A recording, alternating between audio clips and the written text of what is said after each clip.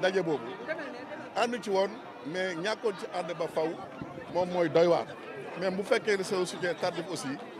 mujj na ci ànd donc dañ koy rafetlu bu baax a baax a baax a baax ndax àddina ñoo koy jàppale Afrique moo koy jàppale balaa nga ne naam ne fa béy saw yu tànn donc Sénégal bokk ci dafay rafet lool CEDEAO bokk ci porte candidature bi dafay rafet lool donc président de la République moo koy dalal ñu koy wax mu dal jàmm ci réew mi mu juddoo ci réew mi ko fal fukki at ak ñaar ci réew mi mu tabax defar ko ci Afrique yi nga xam ne liñ ci def kenn defu ko fi quoi donc vraiment ñu ngi leen di gërëm yéen taskatu xabaar yi di gërëm sénégalais yëpp di gërëm africains yi di gërëm président Diomaye di wax président Macky Sall mu dal jàmm ci réew mi mu juddoo réew mi mu tabax réew mi nga xam moo ko yóbbu fukki kenn yóbbul donc ñuy rafetlu tey Sénégal yëpp àndoon benn tey amul politique amul parparlo amul pété raaya Sénégal rek mooy compté tey raaya Afrique rek mooy compté tey Nations Unies buñ war a yeesalaat mooy compté tey jàmm ci àddina bi yokk mooy compté tey sécurité ci àddina yokk mooy compté tey développement ci àddina yokk mooy compté tey merci maa ngi leen di gërëm leen sant jërë ngeen jëf jërë ngeen jëf bu baax a baax mu nekkoon rek moom Birame Faye mu doon yëkkati ay kaddu ci lu jëm ci li nga xam se ne moom mooy fi waaw salaamaaleykum maa ngi tudd Maram Koundoul nekk responsable des femmes de la commune de Malika lu bees tàq la nag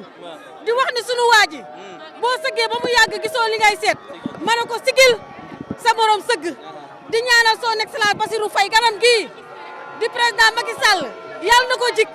yàlla na fi Sénégal jaaree defaru ba faw président Macky Sall lii doy na seede nit ñee ko bëgg ci xol yi tey bu ñu woote woon élection présidentielle mu toogi waat ci biir palais ba waaye nag dina xam ni Sénégal benn bopp la kenn mënu koo xar ñaar bëgg jàmm moo tax président Macky Sall bàyyi xale yi ñu doxal réew mi mu ne duma dem deuxième tour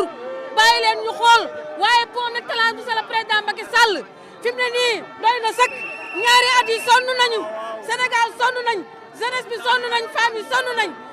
lépp la ñu dagg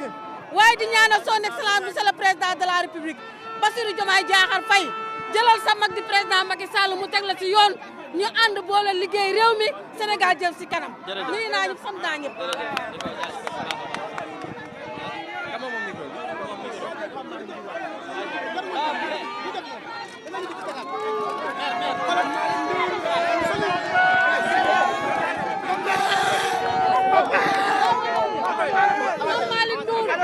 par rapport ak mobilisation bi nga gisee Pape Malick.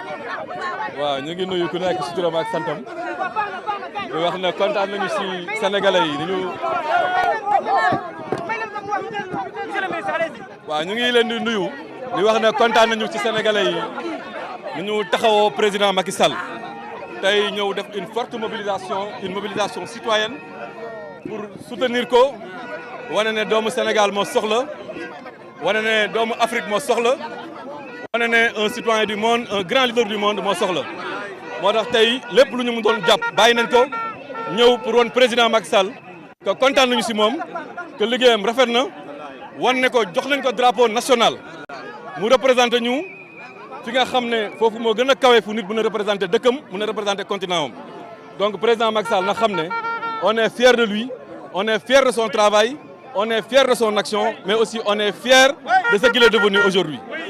donc loolu moo tax tey ñun ñëpp sans parti pris muy APR muy PDS muy PASTEF muy parti bu mu di doon ñëw nañu tey pour tatagal ko teral ko wan ko ne Sénégal est content. itam candidature Macky Sall foofu la ca ONU gisoon nañu début bi moo amoon problème ñenn ñu bëri di wax ne président de la République du ko soutenir mais ce qui se passe actuellement ça montre que ni maintenant tout est. waaw loolu mooy wane ne le Sénégal est un pays fort les gens peuvent avoir des divergences à un moment donné mais wiiri wiiri jaari ndaare à la fin c'est le Sénégal qui gagne. su fekkee ne noonu la ko président de la République gisee ñu ngi koy féliciter ñu ngi koy encourager si loolu parce que doomu Sénégal su soxlaa dañoo war a teer suñuy divergence jàppale ko ndax président Macky Sall su nekkee secrétaire général des Nations Unies c'est le Sénégal qui entre dans l'histoire c'est l'Afrique qui encore une fois entre dans l'histoire après Kofi Annan mais par-dessus tout c'est les hommes politiques sénégalais qui entrent dans l'histoire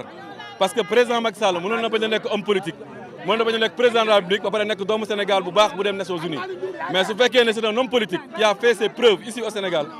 dem di nekk Nations Unies loolu day wane ne homme politique sénégalais ñu am valeur lañu ñu am pas-pas lañu ñu am solo lañu loolu nag je pense si tu es homme politique comme lui nekk président de la République comme lui je pense que da nga am devoir ak obligation dépasser yenn contradiction interne yi dépasser li fi jaas donc jàppale ko pour mu gagner Nations Unies. Il c'est haut le drapeau de l'Afrique, il c'est haut le drapeau du Sénégal. waaw nous sommes. waaw loolu laa expliqué sànq nee naa la loolu mooy li Sénégal xam li Sénégal mën suñuy divergence politique nag su ñuy weesoo ñu continuer am ko suñuy vision politique interne maanaam suñu politique nationale divergence yi ci am su lii weesoo ñu continuer nekk ci. mais li am solo nag mënuñu am divergence ci doomu Sénégal bu bëgg nekk secrétaire général des Nations Unies tey président Macky Sall su nekkee secrétaire général des Nations Unies ndamu Sénégal lay nekk waaye doole Sénégal aussi lay nekk et je pense que par rapport ak réew mi fu mu toll ak fi mu jëm yaakaar naa soxla nañu am doomu réew mi mu nekk secrétaire général des Nations Unies su ko nekkul dañ koy wàlliyaani su ko nekkul dañ koy xaaraani peut-être Amérique du Nord Amérique du Sud wala beneen dëkk et yaakaar naa nag gën a jege gën a yey donc Sénégal avait le devoir et l'obligation de se le président. Mais naturellement, vous savez, c'est l'occasion pour moi de dire que nous sommes venus aujourd'hui pour féliciter le président Macky Sall, pour l'encourager, pour lui dire que nous lui donnons à partir d'aujourd'hui le drapeau national pour qu'il nous représente dignement. Aujourd'hui, cette mobilisation qui va au-delà de l'aspect partisan, qui va au-delà des militants de l'APR, montre que le Sénégal sait être uni quand il le faut. Cette mobilisation qui va au-delà de l'APR montre que le Sénégal aujourd'hui reste uni derrière le président Macky Sall pour le soutenir. Nous sommes contents, nous sommes fiers de lui, nous sommes contents de ce grand homme d'État, nous sommes contents de ce grand chef africain, nous sommes contents de ce citoyen du monde qui a fait ses preuves ici en Afrique, au Sénégal et dans le monde. Et c'est la raison pour laquelle nous sommes venus aujourd'hui, pour montrer à l'opinion nationale et internationale que le président Macky Sall reste dans les cœurs, que le Sénégal soutient le président Macky Sall, mais par le peuple sénégalais, il soutient le Macky Sall. Et aujourd'hui, Macky Sall détient aujourd'hui le drapeau national, le drapeau tricolore qui a fait ses preuves dans le monde, qui avec ses réussites et sa gloire diplomatique a hissé haut le pays, le Sénégal. Et aujourd'hui, le président Macky Sall est l'entrée de ce drapeau. Il va nous reprendre, Inch'Allah, dignement. Je vous remercie.